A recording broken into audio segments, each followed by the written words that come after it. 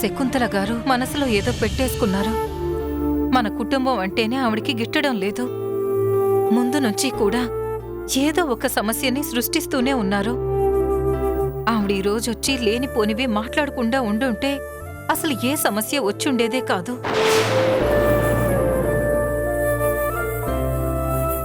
అయినా అల్లుడు గారు పెళ్లి సమయంలో ఇలాంటి ఒక నాటకం ఆడుంటారని ఏమాత్రం ఊహించలేకపోయాను. అతన్ని పెళ్లి చేసుకున్న మధు ఆ మాత్రం అపార్థం చేసుకోకుండా బాధపడకుండా ఎలా ఉంటుంది? ఆ రకంగా చూస్తే అన్ని తప్పులకి మూలం నేనేనమ్మా. పెళ్లి చూపుల సమయంలోనే నేను ప్రణయ్ని ప్రేమిస్తున్న సంగతి స్వయంగా మీకు చెప్పేసి ఉంటే ఎవరికీ ఏ ఇబ్బంది ఉండేది కాదు. ఈరోజు ఎవరు ఎవరిని నిందించాల్సిన పని ఉండేది కాదు. అన్నింటికీ బాధ్యత నాదే.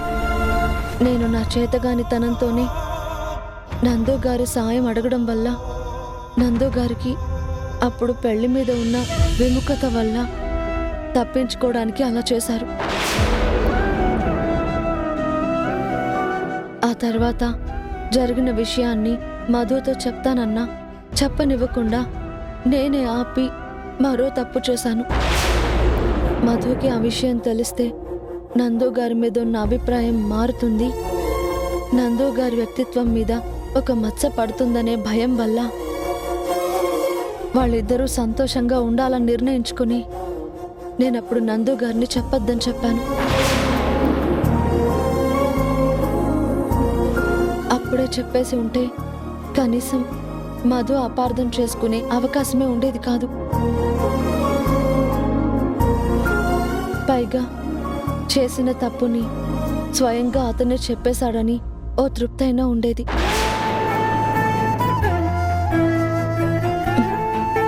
మొత్తానికి నా వల్లే వాళ్ళకి ఇబ్బంది కలిగింది. ఆడపిల్లల్ని మిమ్మల్ని కని ఇన్ని ఇబ్బందుల పాలు చేస్తానని నేను ఏమాత్రం ఊహించి ఉన్నా. అసలు ఆడపిల్లలే వద్దనుకుని ఉండేవాళ్ళు అమ్మా. మమ్మల్ని క్షమించండి.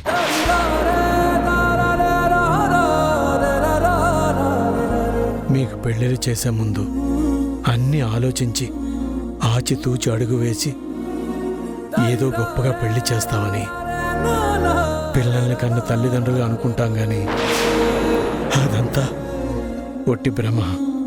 మేం మాత్రం అన్నీ చూసుకోగలగడానికి మేమేమైనా దేవుళ్ళవా?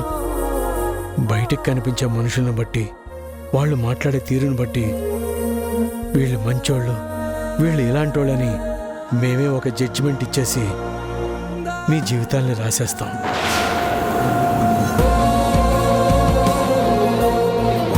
కానీ మనుషుల నైజాలు, అసలు స్వరూపాలు కలిసి బ్రతికే వాళ్ళకే తెలుస్తుంది.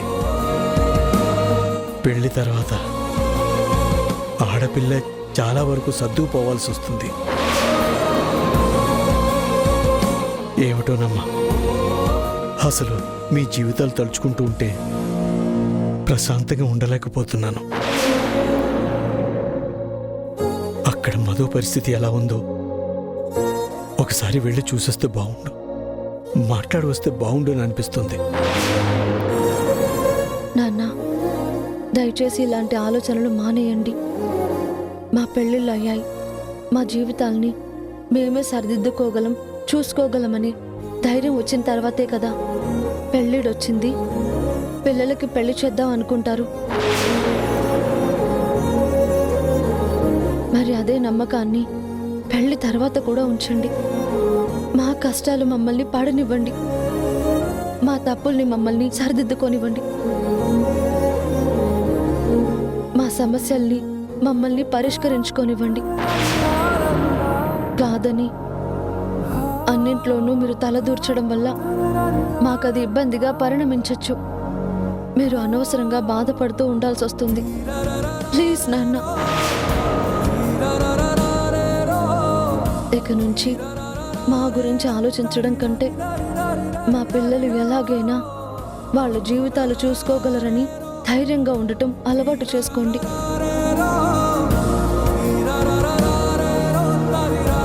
మిగిలిన జీవితాన్నైనా మీరు సంతోషంగా గడపడానికి ప్రయత్నించండి. సరే నాన్న, ఇప్పటికే ఆలస్యమైంది, నేను బయలుదేరుతాను. అది కాదే, అక్కడ మగదిక్కులేని కాపురం. నువ్వక్కడుండి ఏం చేస్తావు? నాకు భయంగా ఉంది. నువ్విక్కడే ఉండు. నానమ్మ, గతంలో నువ్వెప్పుడు ఇలా మాట్లాడేదానివి కాదు. ఆడపిల్ల అయినా ధైర్యంగా ఉండాలి, అసలు ఆడపిల్ల ఆడపిల్ల అని తక్కువ చేసి మాట్లాడే ఆలోచనే చేయకూడదని నువ్వనేదానివి. ఇప్పుడు నువ్వే మగదిక్కులేని సంసారం మాకు భయంగా ఉంది అంటున్నావు. నేనిప్పుడిప్పుడే ధైర్యంగా బతకడం నేర్చుకుంటున్నాను. దయచేసి మళ్ళీ నన్ను పిరికి దాన్ని చేసేయకు. వెళ్ళొస్తాను.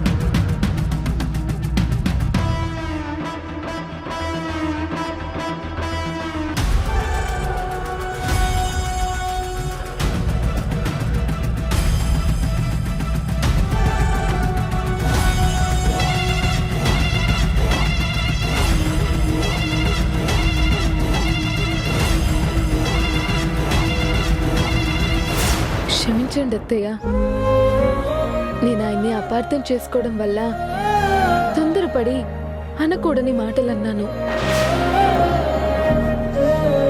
అనవసరంగా ఆయన్ని బాధ పెట్టాను, మిమ్మల్ని ఇబ్బందికి గురి చేశాను.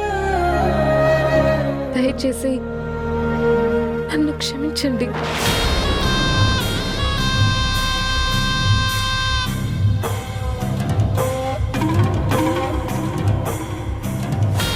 పెద్దరికను నిలబెట్టుకోవడం కోసం క్షమించాను అని చెప్పడానికి కూడా నాకు మనస్కరించడం లేదు.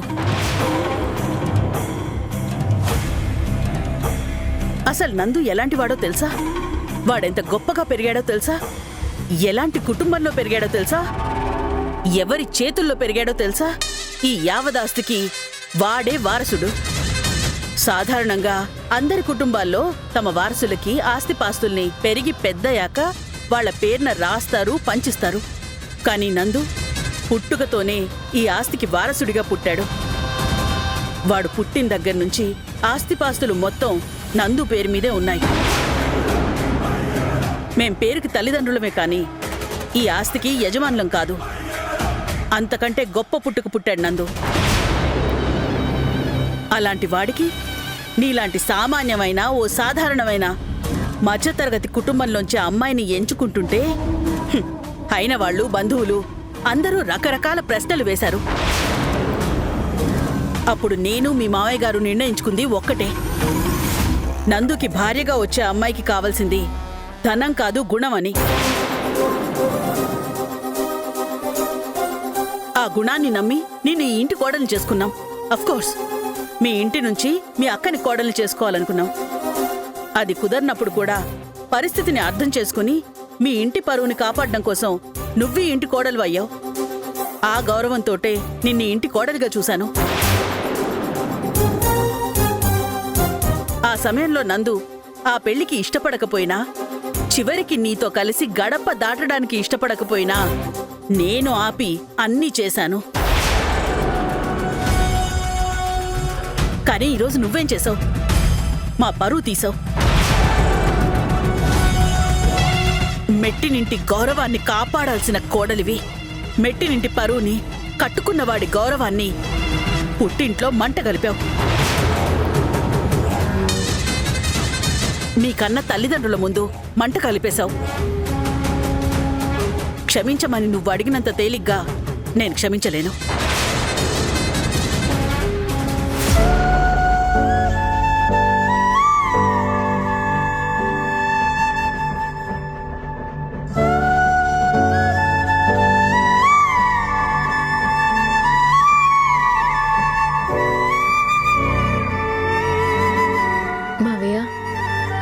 కనీసం మీరైనా మొన్నటి వరకు నువ్వు చాలా తెలివైన దానివి, ఏం చేసినా ఆలోచించి చేస్తావు, సరైన నిర్ణయాలు తీసుకుంటావు అనుకున్నానమ్మా. కానీ ఇలాంటి పిచ్చి పని చేస్తావని అస్సలు అనుకోలేదు. నందు చేసిన పనిని నేను సమర్థించడం లేదు. వాడు పెళ్లిలో మీ అక్క పారిపోవడానికి కారణమయ్యాడన్న విషయం తెలిసిన తర్వాత నేను చాలా బాధపడ్డాను. కానీ ఆ విషయం నీకు తెలిసిన వెంటనే నువ్వేం చేసుండాలి? మెట్టినింట్లో ఇంకా బతికే ఉన్న అత్తమామలతో మాట్లాడుండాలి.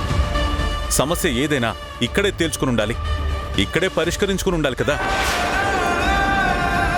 అంతే తప్ప నువ్వు చెప్పా పెట్టకుండా నీ మనసులో ఒకటి పెట్టుకొని పుట్టింటికి వెళ్ళిపోయి నందుని ఒకవైపు సాధిస్తూ అక్కడికెళ్ళి కూర్చున్నావు.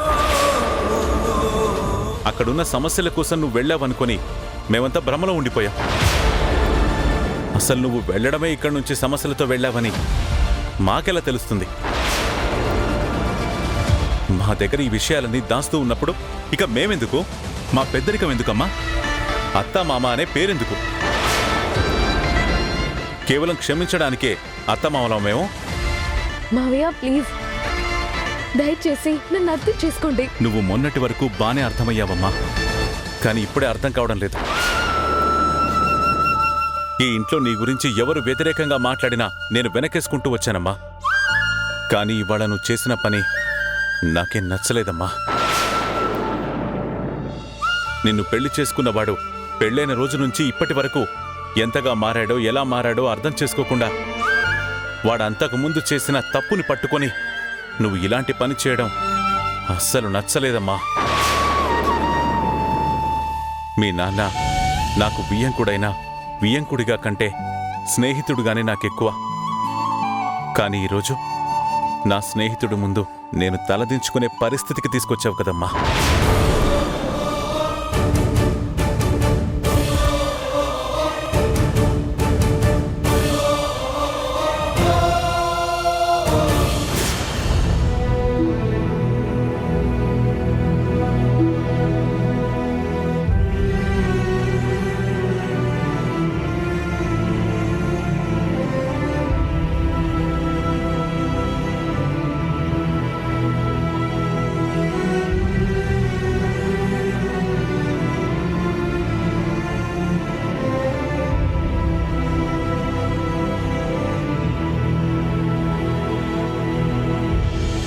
నాకేడుపు వస్తుంది, కానీ నాకేడవడం ఇష్టం ఉండదు. అత్తే మావేల్ని క్షమించమని అడిగాను. వాళ్ళిద్దరూ నన్ను క్షమించేలా లేరు, బాగా హర్ట్ అయ్యారు.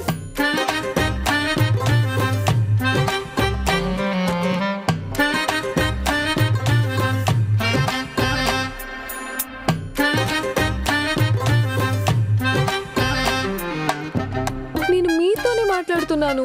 వింటూనే ఉన్నాను. వింటున్నట్టయితే మరి నా వంక ఎందుకు చూడరు? వినడానికి చెవులు కావాలి కానీ కళ్ళెందుకు? నా మొహం చూస్తూ కూడా వినొచ్చు. మిమ్మల్ని చూడ్డానికి మొహం చెల్లని దానిలా నేను మీ ముందు నిలబడి మిమ్మల్ని చూస్తూ మాట్లాడుతున్నాను. నా మొహం చూడలేనంత దారుణంగా ఏం ఉండదు. ప్రపంచ అందగత్తెని కాకపోయినా నేను అందగత్తెనే. ఇదంతా మీతోనే చెప్తున్నా. వింటూనే ఉన్నాను. వింటూనే ఉంటే మరి సమాధానం చెప్పరేంటి? సమాధానం చెప్పడానికి ప్రశ్నలేమీ లేవుగా. అన్ని ప్రశ్నలే. ప్రస్తుతం నాకు నేనే ప్రశ్నగా కనిపిస్తున్నాను.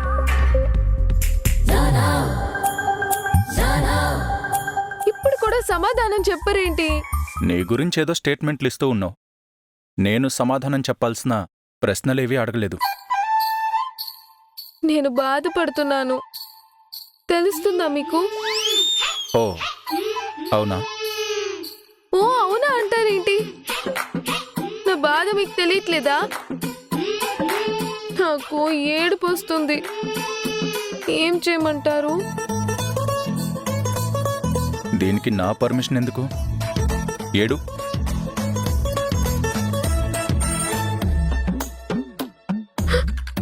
ఏడవడం నాకు ఇష్టం ఉండదు. సరే ఏడవద్దు. అసలు మీరు నన్ను నిజంగా క్షమించారా లేదా? నీకేం సమాధానం కావాలి? మీరు నన్ను క్షమించారన్న సమాధానం. ఓ అయితే క్షమించాను. ఆ ముక్క ఏదో నన్ను చూస్తూ చెప్పొచ్చు కదా. క్షమించాను. నాకు శాస్తి జరగాల్సిందే. మామూలుగా ఏడిపించానా నేను? పాపాత్మురాల్ని.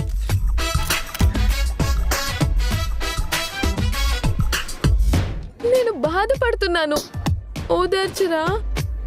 ఏమని ఓదార్చాలి? బాధపడొద్దు అని ఓదార్చాలి.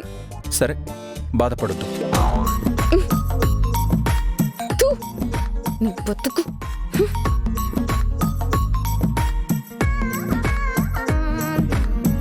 థ్యాంక్స్.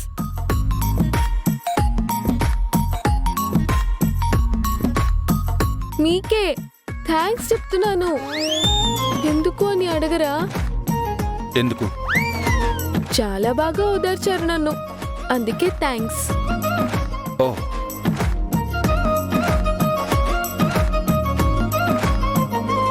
ఎక్కడికి వెళ్తున్నారు? తెలీదు. ఎటు వెళ్ళాలనిపిస్తే అటు వెళ్తాను. ఎంతసేపట్లో తిరిగొస్తారు? తెలీదు. ఎప్పుడు రావాలనిపిస్తే అప్పుడు వస్తాను. ఆ, నాకు ఆకలిస్తుంది, మీకోసం ఎదురు చూస్తూ ఉంటాను. ఆకలేస్తే భోజనం కోసం ఎదురుచూడు, నా కోసం కాదు.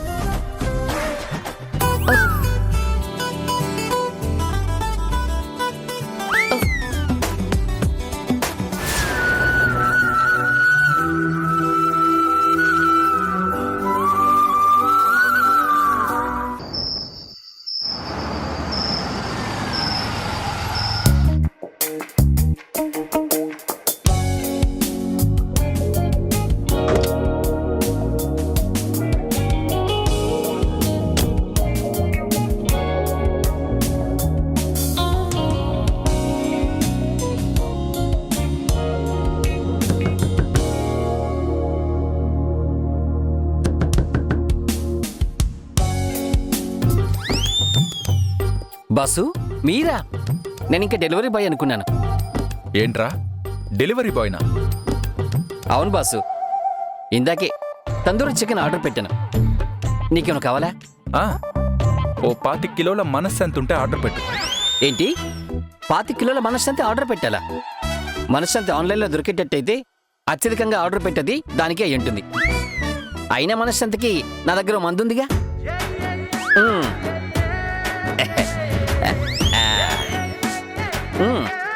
సెటప్ చేసేసుకున్నా.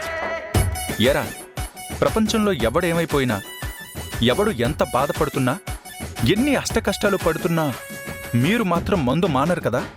ఊరుకునే బాసు, ప్రపంచం కాస్తో కూస్తో మనశ్శాంతిగా నాలాంటి బ్యాచిలర్స్కి తోడుగా నీడగా ఉండేది ఈ మంది. అయినా మీరేంటి ఇటు వచ్చారు? మీ మేడం గారు ఇంటికొచ్చారు. మేడం వచ్చారా? Super super. మరి మేడం ఇంటికి వస్తే మీరిక్కడికి రావడం ఏంటి? దరిద్రం. రే, ఆవిడ గారు తిరిగి వచ్చేశారని సంకలు గుద్దుకుని పండగ చేసుకోమంటావా నన్ను? మరి ఇన్నాళ్ళు మేడం పుట్టింట్లో ఉండిపోయిందని, మీ మీద కోపంతో ఉందని ఎంత బాధపడిపోయారు, ఎన్ని ప్రయత్నాలు చేశారు. ఇప్పుడు మేడం గారు తిరిగి వచ్చేసాక మీరు ఇటు వచ్చేసారేంటి? వెళ్ళండి వెళ్ళండి. రే, మీ మేడం గారు తిరిగొచ్చారంటే అది నా మీద ఏదో ప్రేమతో కాదు, తొందరపడి నన్ను అపార్థం చేసుకుంది కాబట్టే తప్పు తెలుసుకుని వచ్చింది. దానికంటే కావాల్సింది ఏముంది బాసు? మేడం మిమ్మల్ని అపార్థం చేసుకుని తొందరపడి బాధ పెట్టారని తెలుసుకుని ఇంటికి వచ్చాక అంతకన్నా మీరు సంతోషించాల్సింది ఏముంటుంది? రే, నీకు నా ఎమోషన్స్ అర్థం కావురా. ఓ, తమకు ఎమోషన్స్ కూడా ఉన్నాయా? Sorry sorry. అయినా మేడం వచ్చి ఏం చెప్పారు? వచ్చి నేను పరిస్థితిని అర్థం చేసుకోకుండా తొందరపడి మిమ్మల్ని అపార్థం చేసుకున్నాను, క్షమించండి అంది. మరి ఇంకేంటి బాసు, మేడం క్షమించమని అడిగిన తర్వాత ప్రాబ్లం ఏముంది? ఒరే, నిన్ను ఒక కత్తి తీసుకుని గుండెల్లో తూట్లు పొడిచి నిన్ను చంపేసిన తర్వాత నీ డెడ్ బాడీ దగ్గర కూర్చుని సారీ రూతర్, ఏదో ఆవేశంలో నిన్ను పొడిచి చంపేశాను అంటే నీకోకేనా? ఇదేంటి బస్సు అన్యాయం? నన్ను పొడి చేసి నా డెడ్ బాడీ దగ్గర సారీ చెప్తారా? మీరు సారీ చెప్తే మాత్రం నాకు తెలుస్తుందా ఏంటి? ఆ మరి అదే, నా ఫీలింగ్స్ మొత్తం చంపేసిన తర్వాత సారీ చెప్తే ఎవరికి కావాలి? అయినా నేను నన్ను క్షమించమని కొన్ని వందల వేల సార్లు బతిమాలాను. ఏం చేసింది ఆవిడ? ఓ, అందుకు మీరు ఇప్పుడు పగ సాధిస్తున్నారు. రే, అంత నీచమైన బుద్ధి నాకు లేదురా. తను చేసిన పనికి ఇంట్లో అందరూ డిస్టర్బ్ అయిపోయారు. ఆవిడికి ఎంత ఆవేశం వస్తే అంతగా పేట్రేగిపోతుంది. నోటికి ఎంత మాట వస్తే అంత మాట అంటుంది. అసలు ఎవరిని అంటున్నామో కూడా ఆలోచించదు.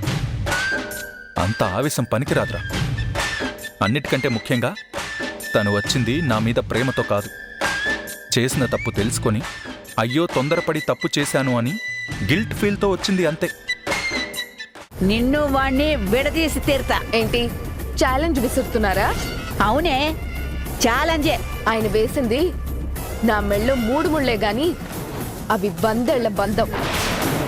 మీలాంటి చెత్త బుద్ధున్నా 100 మంది కలిసినా ఏమీ చేయలేరు. ఏం కూసావే? కుయ్యడం కాదు. ఎక్కువ మాట్లాడారంటే 4 కోసేస్తాను. నా కాపురంలో నిప్పులు పోయాలనుకుంటే మాత్రం నేను నిప్పులు చెరగాల్సి ఉంటుంది. చూస్తానే, మీ ఇద్దరు ఎలా కాపురం చేస్తారో, ఎలా కలిసి ఉంటారో చూస్తాను. చూడండి, చూద్దాం.